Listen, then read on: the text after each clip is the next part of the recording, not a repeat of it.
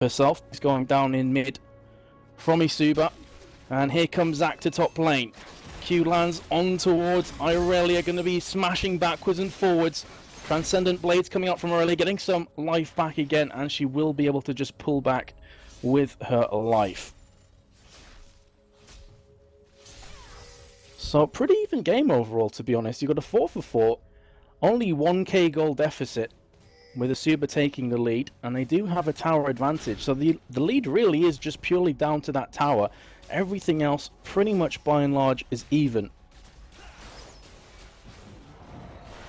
Oh, apologies. Broken Jaw just messaged me. I'm going to drag him in. Here we go. Hello there. I think it should be okay. Oh, you're still lagging. I'm going to take away the action here, though, at the bottom lane. We do have Varus going down from Twisted Fate. Twisted Fate's going to flash in. Cataclysm from Jarvan, then going to get himself away. Ace in the hole comes down on towards Diana, but Jarvan will be blocking that one. So 1-for-0 exchange with the AD carry from Roughnecks falling. But you now have 4 players pushing a bot from Asuba. And that bot tower, extremely low on HP, is going to fall down in a heartbeat. And they're going to keep on keeping on. There we go. Bot lane has dropped. In the meantime, Zac is clearing out the top lane. That's really, in a nutshell, what Twisted Fate is all about. You know, just the ganks, keeping the pressure at bot lane, especially against an AD carry like Varus, who has no escape. His only escape tool right now is his flash. That was down. They are going to be maybe engaging once again. Caitlyn with the red buff, ever so strong. Irelia's going to be jumping in like a boss. Box goes down from Thresh. That's going to hold off the attack just for now. Ignite in. Meanwhile, you do have Caitlyn getting extremely low, going on towards Alistar. She's going to be dropping. Will she pick up the kill on towards Alistar? Answer is a resounding no as the ultimate goes off. Meanwhile, Irelia gets dropped off Rumble. Rumble trying to run for his life, flashing through the wall. But you do have the ward down. They can see him, and Varus comes in to clean it up. So a nice turnaround there from Roughnecks. It was looking a bit rough at one point, and Thresh has actually been dropped from Jarvan as he chased him down towards the bot lane. So first time that we've actually seen a kill advantage for Roughnecks since I joined the game. But meanwhile, as all that happened, Herden's just like, cool, I'm playing Zac, I'm just going to push top. You know, if all you guys want to have a little battle at bot lane, I'm going to push top and try and take this tower down. So nice work from him. However, it needs to be careful, because for a few seconds I thought Toya may be going top with Diana, but she has changed her mind and is just going to defend the mid lane instead.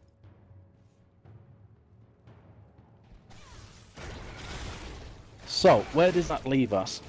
A slight increase in the gold advantage falling into the hands of Asuba, but really nothing to write home about, even though they did go a couple kills down. Zac is waiting in the bush for Irelia, does try and come in and steal the big golem, not going to happen though, and pulls himself back. Meanwhile in mid you have 3 players pushing, but Twisted Fate with his wild cards is going to clear that way very, very comfortably, and does halt the aggression for now.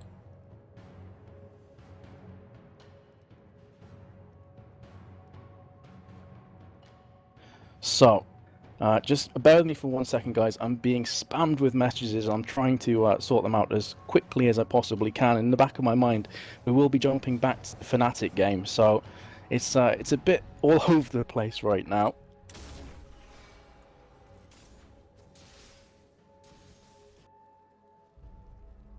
Anyway, let's rejoin the action. We are 18 minutes through. 6-7 is the scoreline, 3 towers to 1. So the map advantage, the global vision advantage, definitely in favor of for Asuba, I should say, alongside the gold too. Dragon is down. I wasn't here when it went down before. It has just respawned. My apologies. So we are potentially going to get a big team fight kicking off around here. 3, make that 4 players from Roughnecks are going to start on Drake. They need to be ever so careful though. Asuba know exactly what is going down. Few wards from each team. Can just see the opposition. You're going to have a mini engage here from Irelia and Diana. It's turned into a big engage. Box goes down. There's the Varus ultimate on top of it all. Here comes Zac, bouncing around like a boss. Numerous players on low HP. We are going to have a couple of them falling. Make that 3. In fact, this is looking very good for Asuba. It's a 2 for 3 with Varus having to run away with the double buff. This would be beautiful for Caitlyn. The ace in the hole comes through, but actually Zac is going to be picking that one up. Here's Alistar trying his best to force Caitlyn away, but unfortunately for him, he will go down as well, and that is going to leave Drake very much open. So an ace for 2 players alongside a Drake, and I think Broken Shard is ready to get moved back in. Bear with me for 1 sec.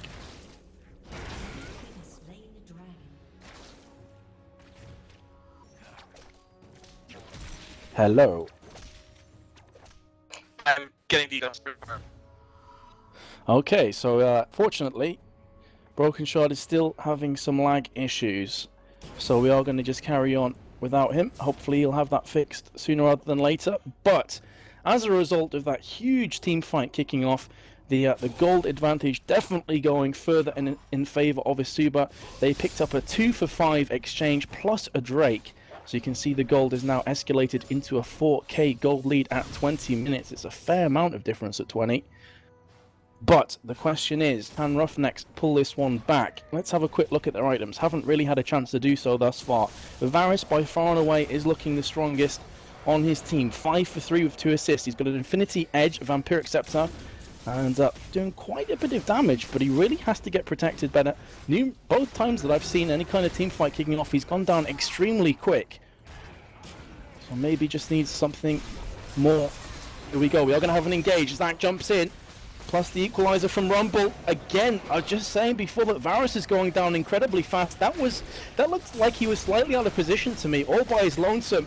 You are now going to have Jarvan going down from Caitlyn, so that's another huge advantage in Isuba's favour. 5 against 3. And Alistar has to pull himself back because he is below 50% HP. Now they're going to be pushing the tower. Here comes Zac once again. Doesn't land on Diana, but pushes her away long enough to claim that second tier tower. And now they are going to be pushing very hard onto the inhib tower. They could indeed take the inhib. Jarvan's down for another 8 seconds. Here comes the tower. It has been down in there. The right mentality of better safe than sorry. They potentially could have pushed down the inhib, but I feel they thought it was too much of a danger. And we actually have a pause coming out in this game, with Caitlyn saying that she did DC. So Nadius, hopefully, is going to be all okay very shortly. I was thinking the same thing. I DC'd, then how can you talk? And he's like, I don't know. I just can. I'm a boss. No, a player in the game. Paused the game because I can hear you, but you're extremely laggy, dude.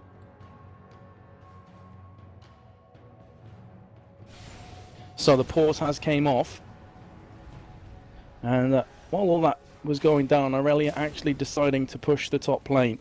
Going to push it to the second tier tower. You can see Rumble recalling in the mid, and Zac just milling around. The Wraith camp is going to be jumping his way back towards mid and recalling. So potentially setting up for something like Baron here. You do have a pink ward on Baron, so the vision is looking good right now from Isuba. They know there is no vision whatsoever from Roughnecks in the Baron pit or around it. And with Diana going bot lane as well, they could fancy their chances. Have a ping in mid from Roughnecks. They want to really ensure that the inhib does not fall. So, I mentioned before about the items for Varus. Let's have a look at his counterpart of Caitlyn. Blade of the Ruined King and an Infinity Edge. So, looking pretty tasty for Caitlyn at this point. She is 5 for 1 with 175 CS to Varus's 136. And with those early towers going down, of course, that would have given an advantage to Caitlyn, who could pretty much roam wherever she pleased, knowing that she wouldn't be ganked or wouldn't be pushed hard. Diana recalling at bot lane. They can see this very aggressive push coming in from Isuba, led by Zac and Rumble. Here comes Thresh, going to be just putting a bit of damage down onto the inhib. Both teams have quite a bit of engage here, so it's going to be interesting to see who decides enough is enough and actually goes in.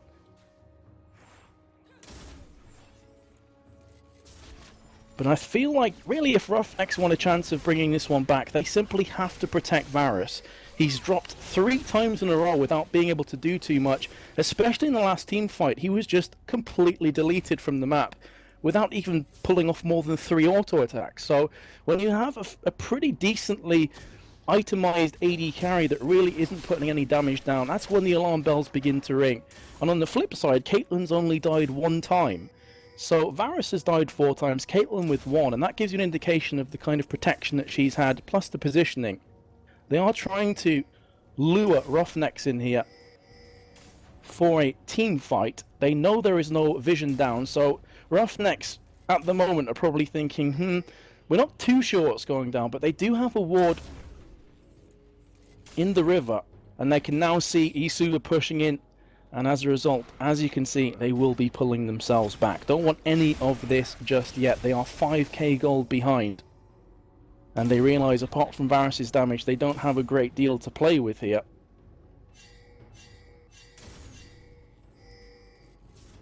Okay, Broken Shard just to let me know that he is going to be turning his router off, and hopefully that will fix a few things when he comes back. We are going to have an engaged. Diana just walk into the bush, wrong place at the wrong time.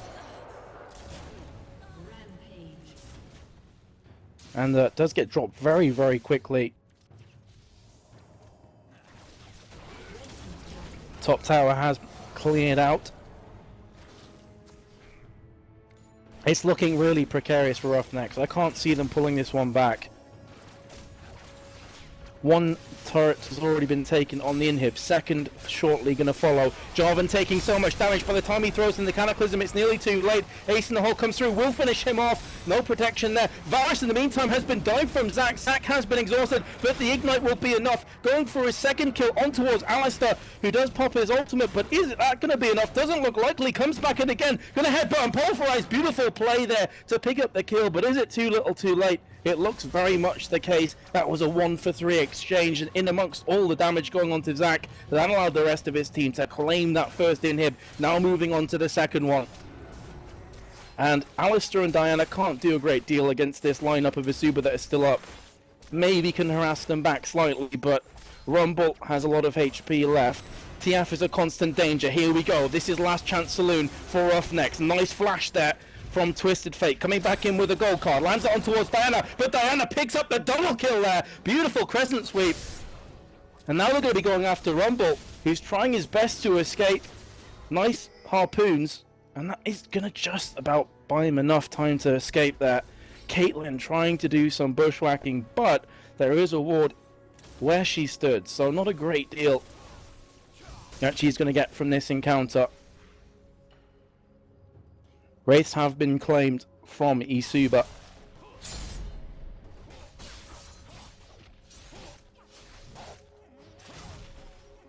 And we are just going to have a bit of a lull in the action. It has been really fast-paced tempo, and you consider that only 26, nearly 27 minutes have gone, and you have 29 kills, lots of towers down, and the Drake as well. So Isuba in a commanding lead, cruising down the highway. Really, really looking strong. Zac again going to be pushing the lane with Caitlyn, going to keep the constant pressure on mid and top lane. Mid inhib is down to 1,800 health. Of course, that will be regenerating slowly but surely. And now Zac is going to be pushing towards Baron. Thresh is already there, going to be clearing out the wards. He's bought himself up an Oracles. And I'm not sure if Roughnecks will even try and take the Baron, in all honesty. If they see Isuba taking it, I don't think they can do a great deal to stop them, because every single time, maybe this is actually the chance they're looking for. They're putting down some serious pressure on towards Zac. Zac just running in, he doesn't care at all. Equalizer goes down, beautiful placement, landing onto everyone. Here comes the Varus ultimate, going back in. Box has been put down. Alistar using his ultimate, Irelia jumping in as well.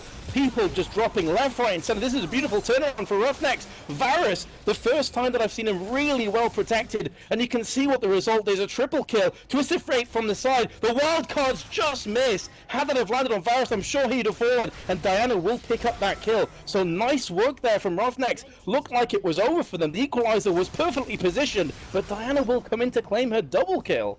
And that is the light at the end of the tunnel that Roughnecks so desperately needed. But look at what's happened to their base. They have minions pushing down the inhib. May very well take down the inhib. Here comes good guy Varus to clean up with Diana, but they have lost the Nexus tower regardless. And by the time they clear all of these creeps, guess what? Isuba are going to be back, alive and kicking. So even though Roughnecks managed to pick up a plethora of kills and get Varus some really, really needed items, it didn't really matter overall. They still lost a fair amount of their base. They actually lost the middle inhibs. That's 2 inhibs down now for Roughnecks.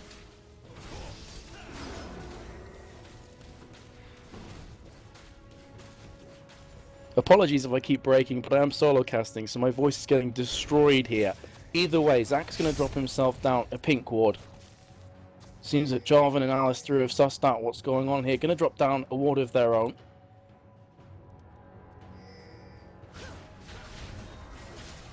So, a couple of taps there, a couple of love taps onto Baron, but they are going to pull themselves back. It's just a case of that Baron dance, you know, each team feeling each other out, trying to figure out what's going on. But the downside here for Roughnecks is that I believe that Alistair's out of wards. So he may have used all of his wards up. He had to recall that. And as you can see, he has the mobility boots with Home Guard on, so he's going to be back very, very quickly. And this is the beauty of Twisted Fate. In these kind of situations, he can just push bot lane. He doesn't care. His destiny will come up. He's drawing a couple of players towards his position. And surprise, surprise, he's super like, okay, Twisted Fate's drawing out Diana and Alistair. We'll just take ourselves a free Baron. We don't care. Unless Jarvan can do something about it, but he can't. Caitlyn picks up the Baron. And now it's just looking a tiny bit more dire for Roughnecks. They have a very strong, nice itemization team against them with a full Baron buff on all 5 players. Ping's going down. Diana feeling that she was a tiny bit vulnerable, completely the correct call, because as you can see, a Super are coming down, going to try and claim another tower. Easily done. No competition there whatsoever. And now it's a case that Roughnecks simply have to hold on to their 3 inhibs, one of which has respawned. So 2 inhibs up, 1 down in the mid, but the inhib tower's going down very fast. Here comes Jarvan. Thought for a second he was going to full on engage there, but look how much hedge he's lost just from a few shots from Caitlyn. Down to about 50%. And now Caitlyn is just going to fire away on that tower. Constantly taking damage, now down to 300, make that 200. We do have a flash coming in from Alistair, pops his ultimate, focuses on towards Twisted Fate. The ultimate does come in from Rumble, the equalizer going right down the middle. Cataclysm has been used as well, my voice is going, but I don't care. Here we go, more damage going down. Caitlyn picks up a double kill, looking for a third. She won't be picking that one up. Here comes Zach, and then Caitlyn will secure the triple kill, and that is the GG. Well played. A 5-for-1 exchange, and that's going to be the Nexus down with about 30 seconds remaining on anybody's respawn timer. And what about that? We waited for about an hour through delays. We finally get into a game, and it was just balls to the wall aggression from both teams. Huge amounts of action. Well worth the wait for me personally. Nexus goes down. Congratulations to Isuba, who claimed the game. I'm not entirely sure what the score is in this, because obviously we just joined it. But I'm going to have a quick check. So, I've just been told from... Can you hear? Can I hear you, Bass? But now they can. I generally keep myself muted on XSplit to inform you of updates, and so the viewers don't hear. But I'll unmute when I have other updates. As far as I know, this was the first one, because Chaos TV 4, which is Snappy with a Checkcast, was also streaming, and he was basically up to par with us. So yeah, that was that. So you think that's the 1-0 scoreline? Yeah, it is. Will we be jumping into Fnatic, or will we keep it there? That's your call. I think we're best off going for Fnatic, seeing as the Czech stream already has this as well, the Isuba match. So just to make sure that we try and keep the coverage level, let's make sure that we head over to the Fnatic game, if they haven't started yet, but we'll check. I agree. Even if it has started, we can join through friends list anyway, so it's not a big deal. I'm going to have a quick look on the lobby, see if it is up. By the way, what is it? Alternate Gaming Gear is currently 1-0. Eternity and Mim had a lot of delays because of someone got disconnected, so there, I believe, over 12 minutes of pause. And, well, Fnatic, B, and Sinners Never Sleep, I don't know. I have just been invited to the lobby by Reckless. I don't know if it's the same for you. Me too. It hasn't started, so we're very, very lucky, actually. We're gonna start now. He said it. Yeah, I did. Can you re-invite me? Lobby glitched. I got the invite and then it glitched. So. Have to apologize though, guys, if my voice starts to go. Solo casting's not easy at the best of times, but I also have a cold. So if it breaks or it goes high pitched, I apologize. But better this than nothing, right?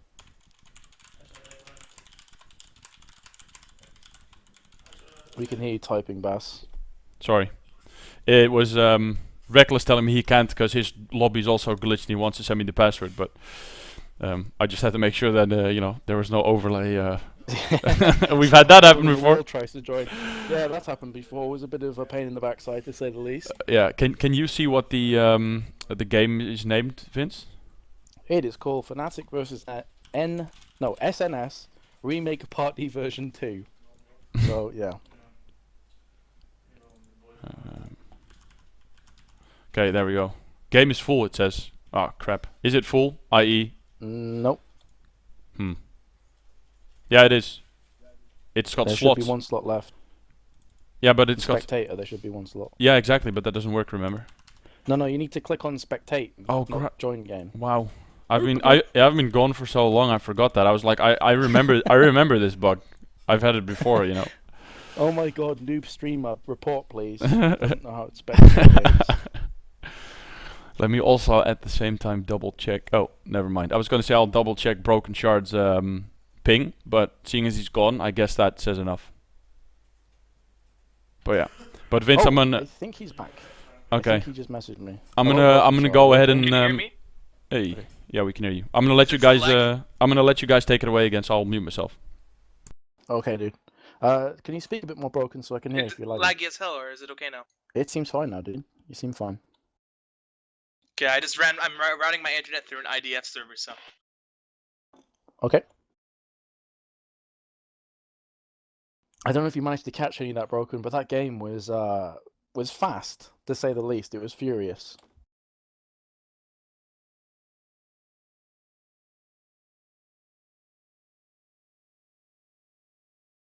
Fast and Furious? Indeed, fast and furious, just the way we like it. Oh, we are actually into game now. So, hallelujah, we are into picks and bans between Fnatic and Sinners Never Sleep. This is going to be game number 2. It's currently 1-0 to Fnatic due to a forfeit coming out from Sinners Never Sleep because they were late. And the bans are as follows: Shen and Nasus. I just like to Straight shout out the out to bat. the guy who was dossing me. Not cool, man. Not cool. I just want to cast. I want to love all you fans, but I'm getting DDoSed. Oh well. It's a pretty sad state of affairs, isn't it? Lots of people getting DDoSed. But you can add Lise and Zed to that as well. And you did say before, yeah. Broken Shard, that Zed would be banned against Sinners Yeah. Never Sleep. Zed is something that needs to be banned versus Sinners Never Sleep. Zoro Zero has just proven time and time again that he is probably the best Zed on EU right now. It's unreal. Well, I'm not surprised. Generally, the Nasus or Zed bans they're very common bans actually. Nasus especially. He's really strong. You know, his W does so much in team fights if you just manage to get it on the AD carry.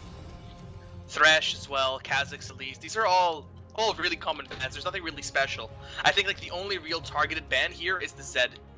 And looks like we're getting a TF here. Yeah, indeed. TF has been locked in from Zoro Zero. Over to Fnatic now. Kazmich picking up Sona and Hawkeye on Jarvan. So lots of AoE already off the bat there for Fnatic. They've got the Cataclysm and Crescendo combo. It's so potent. Oh, that's an extremely powerful combo already. I mean, Jarvan and Sona, they have the benefit of being into fitting into many different team comps. You just are able to pick them pretty much first, and it doesn't really tell you what the team comp is going to happen. Of course, they can go for some heavy AoE team comp and pick up MF now, or they could just go for something a little bit more strange like an all-in initiate pick-off team comp, or they could just go for some kind of lane and split push team comp. I mean, there's so many things that both Jarvan and Sona can do as a team. Very true. And we do have Tabs just hovering around the idea of taking Varus for his team. Varus, one of those ADs